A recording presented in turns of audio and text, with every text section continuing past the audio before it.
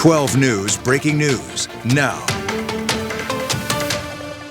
We continue to track the Jones fire burning near Wickenburg that's forced evacuations. Thanks so much for joining us for 12 News at 5. I'm Trey Amai. I'm Troy Hayden. Crews seemingly have a handle at this point on the fire, but the US 60 is still closed in both directions. And if you're trying to get from here to Las Vegas or vice versa, you have a long way to go around. So team coverage of the fire.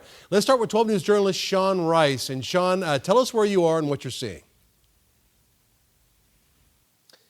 Yeah, good evening to you guys. We are right on a hill that is just a little bit of feet away from the eastbound lanes of the US 60. As you mentioned, both westbound and eastbound lanes completely shut down right over my shoulder here. This is right where the 60 and the 74 East meet. I would say we're maybe 5 to 6 miles east of the town of Wickenburg. Of course, the Jones fire burning just south of downtown Wickenburg in a river bottom that's about 100 acres. The fire is about 100 acres in length right now. But what you're looking at right now is this cutoff point. Both the Arizona Department of Transportation and state troopers are not allowing anybody entry past the town of Morristown, again, right where the 60 and 74 meet, into Wickenburg. It's just completely shut down right now. Let's take you to video now. We talked with the man here on your screen's wife. This is Kurt Gregory. He was parked over here, I would say about 30 to 45 minutes ago. He decided to just get out of his car and start walking on foot, making the 5 to 6 mile trek into where he lives, which, as we understand from talking to his wife, Nancy, is an area that is on set status. They are not on go status, so they are not in an immediate evacuation zone, but they are prepared to go. He had life-saving medications. He has a dog at home. He has a guitar he wanted to save from potentially flames. So he had a lot of reason to get out of his car right at this stoppage point and immediately take off to his home and gather those life-saving belongings. Take a listen to what Nancy told us as she saw her husband get out of the car and make that trek in the heat. Take a listen.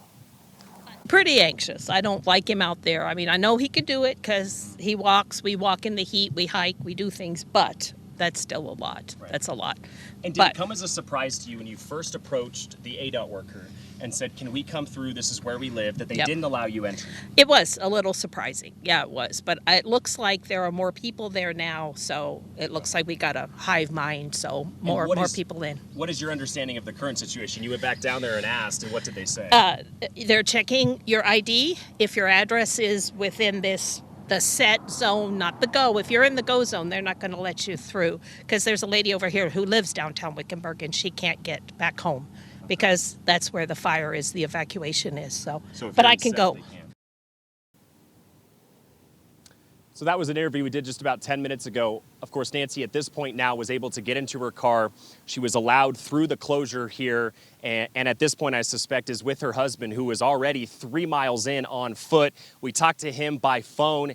He's a former Marine. He said that it was really instantaneous for him to just pick up his water bottle, immediately go, because that's what was necessary. As I mentioned, about 45 minutes to an hour ago, when they were not allowing anybody past this blockade on the 60. Of course, as Nancy mentioned there, it's our understanding that if you are living in an area that is a set status area or further to the east, they will allow you entrance. But if you're in one of those go evacuation zones closer to downtown Wickenburg, it's just far too close to the actual flames that they're trying to put out right now. So that's our understanding of who's allowed entry past the blockade. But right now, if you're in that go zone, it doesn't appear as you're allowed into the town of Wickenburg. We'll send it back to you guys. Yeah, well, it's tough to tell a Marine he can't do something. Yeah. You know, especially when he sees a way around an obstacle, you know. But I was just thinking about it too. So because they were in set, all he would have had to have done is gotten to the house. Then he could have gathered things. And then if they were in go, he could grab the dogs and probably drive out in a different car or get a ride or something. So he wouldn't be walking both directions, right? I think that was his goal, was to just get to the house, and then I think they would allow him to drive from his home eastbound on the 60 back to this blockade, where at this point there's a line of cars and trucks and semi-trailers. It's really just an unknown right now as to how long this closure will be in place, but it is right now, and I think people are rolling up to it, maybe not even knowing that there's a fire in Wickenburg and having to be faced with potentially making a decision here. So keep us posted. Good work, Sean. Yeah, Thank you. Gabriela Becerra is also out there. I believe you're on the other side of town. Okay, what do you have here? That's right, Troy. I am on the other side of where Sean is. We're near the US 60 93 roundabout, kind of where that fire was burning. And we have a good vantage point from this bridge here that seems to run a little parallel with the US 60. You can see all of where this fire has worked its way through. A lot of hot spots still burning. We could see some flames smoldering on some of the brush that's left in this area. It doesn't look like they're using the hose right now, but just a few minutes ago, they were spraying some of these hot spots down.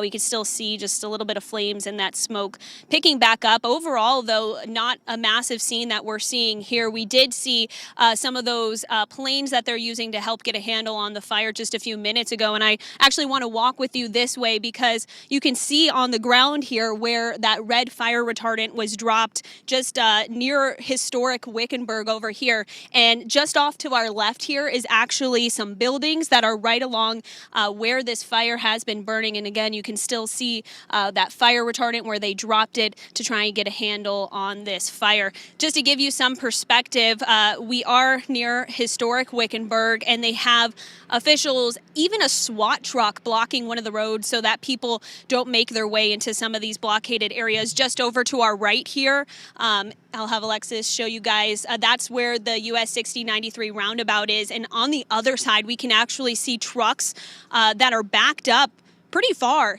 I don't know if they're just stopping until the roads open back up, but they are stopped because you can't get through on the 60 going this way towards where that McDonald's is into town. That's where we saw some of the larger flames earlier this afternoon on Sky 12. But it's really kind of a ghost town around here, just random people walking up, trying to get a look at what has been burned so far. I've been trying to talk with some of them. They're not really part of the evacuation zone. I'm sure those people are busy trying to make arrangements right now. These are people who are unaffected, just trying to get a look at what's been going on out here. So we just got to town. We were part of that detour. We had to go all the way around the back end through Vulture Mine to get to Wickenburg, and it took us about 2 hours from Phoenix. We also had to sit through some of that traffic, the rush hour traffic. So anyone who's trying to make their way back here today may have to do something similar. It's unclear how much longer these roads will be closed for. We see ADOT, DPS in the area. We've seen a few APS trucks as well. We know they had to shut down the power in some parts of Wickenburg. So we're going to be kind of exploring this area, and we'll share what we learn with you guys as we see it. Troy? Yeah, Gabriella, as you were driving into town, did you see that RV park that was damaged? Because where you're at, and you showed a little bit of the business there, it looked to be unaffected, aside from the retardant, obviously. But did you see any damage at all? You know, we're actually making our way that way. We were met by a roadblock just up this way where that SWAT truck was. So we're trying to figure out a way to get closer to that area. That's when we came across this area where you can see kind of where the flames have moved through. It's all burned right here. And there are still some flames. We got this log and some hot spots right here that we could still see a little bit of orange flames burning there. So we're trying to make our way that way and try and speak with some of those people who may have witnessed that. It's just unclear how close fire officials will let us to where that big damage area is. Yeah, I'm pretty sure it's right there as you're pointing. Like if you're looking at us, it's over your left shoulder there, right where that cutoff is. Yep, you're saying? You can actually see, Troy, not to interrupt you, the helicopter coming in right now towards this way. We know they've been dropping water and fire retardant over this area. They've been flying really low. It's kind of been interesting to see, as they make their way this way. So another reason kind of for people to stay out of the area, because they'll be dropping stuff on the fire. Yeah, I've got to say it was very impressive for us. We had Sky 12 up, and we saw both retardant drops and water drops, and they were so precise. Right. And I think they were key in really knocking the fire down. And the other thing that I think was, I talked about coming very, very close to a disaster here, was we really didn't have any winds today. With that fire burning right up to those structures, if the winds would have been any stronger, I think Wickenburg would have been in some real trouble. Yeah, I mean, it's really just a few feet, really, from where these buildings are, and you can see the official lights back there. But this line where things are still smoldering is just a few hundred feet from these buildings here, and this is historic Wickenburg, so a lot of buildings that have been here for years and years. Yeah, it's so sad. But clearly the work is far from over, as you saw a lot of the smoke and some of the flames and hot spots there. And we know that they're going to do some burnout operations nearby as well. All right, Gabriella, thank you so much. Thank you, We'll Gabby. hear from you later on.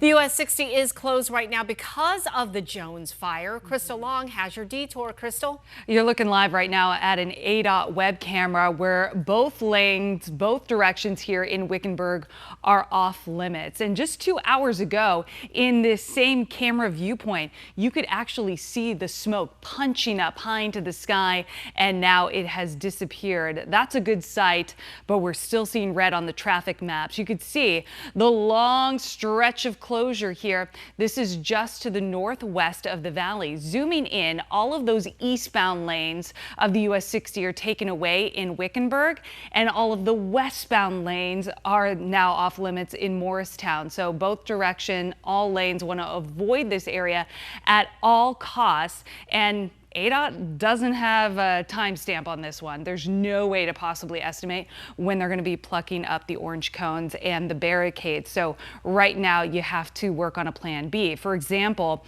if you're going to be heading to Vegas really soon and you need another route, this one's going to cost you maybe about another hour, but you would use the 17, the 69, 89A to the 40, and from there you'll connect to the 93. Some really important things to remember in an emergency situation like this on the roads. Even if you know exactly where you're going, you've driven it 1,000 times, use the map app just to, stay on top of any last minute closures, because things are going to keep changing. Keep the phone charged, the emergency alerts on, be prepared for those changes very quickly, and make sure your gas tank is as full as possible too, in case you get stuck in a clogged up situation. All right, good advice, Crystal. Thank you. Our extreme heat not helping crews obviously battle those hot spots.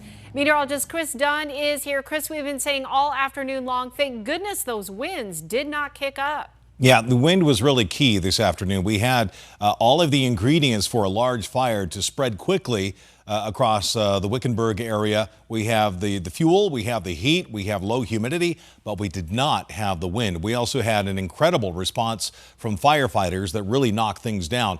This is just a couple of hours ago on the radar. We could actually detect the smoke plume from the Jones fire, but as we go through time, not enough smoke to detect on the radar. So that also tells us that things are improving rather quickly. Extreme heat warning, that goes until tomorrow at 8 p.m. We felt that extreme heat out there today with a high of 109. We're at 107 right now.